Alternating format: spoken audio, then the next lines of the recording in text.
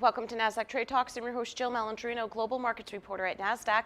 Joining us at the market site in Times Square, New York City, we have Michael Deathless. He's the founder and CEO of VRAccelerator. And I've been looking forward to this interview for the past couple of weeks because this is really about the future of film, of advertising, and it's arrived in New York City. It's already here. Yeah, so we are VRAccelerator. We're at Pier 59 Studios, which is basically a mega studio. It's the Hollywood of fashion and advertising, photography, and videography. And we took over one of the studios there and installed a volumetric video capture studio. How is that different than a traditional studio that we're sitting in now? So in our studio, we have an array of machine vision cameras surrounding a subject. So we would be surrounded by 32 cameras or something like that. And subject is in the middle of the studio. So it could be an entertainer, it could be an athlete dribbling a ball, it could be a CEO giving a speech. And we capture them from every angle. We take all the video, we stitch it together, and we produce a three-dimensional object, like a hologram.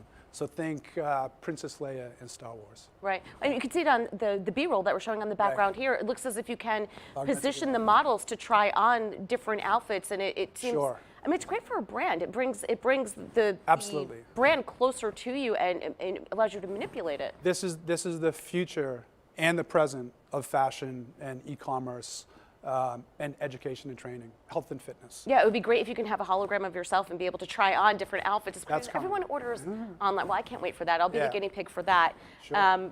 What's your outlook? What's the future here with all this technology? So the outlook is Oculus Quest is completely sold out. I don't know if you heard this. So you cannot get one even if you want one. They're all in back order.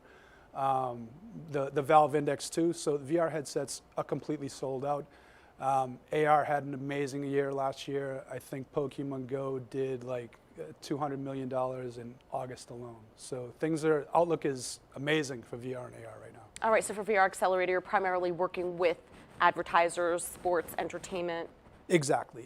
But it isn't just limited to that.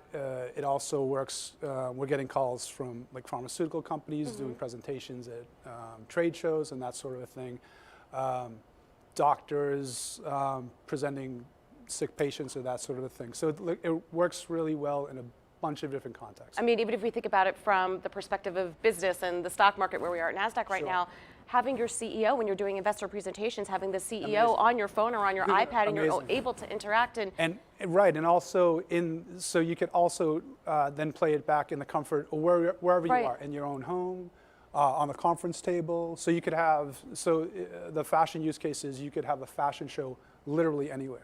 So you could be at whomever, Gucci's fashion show. And that makes so much sense, particularly for the younger generation where they're not going to be able to attend every fashion show. It's so limited in terms of scope of who can attend. Sure. So you could be sitting front row in your living room watching models on your favorite brands. I think that makes so much sense. It really is incredible to see what the future is with all this technology. Well, thank you so much for joining us at Nasdaq Market Site. That was fast. And thank you for joining me on Trade Talks. I'm Jill Malandrino, Global Markets Reporter at Nasdaq. Amazing.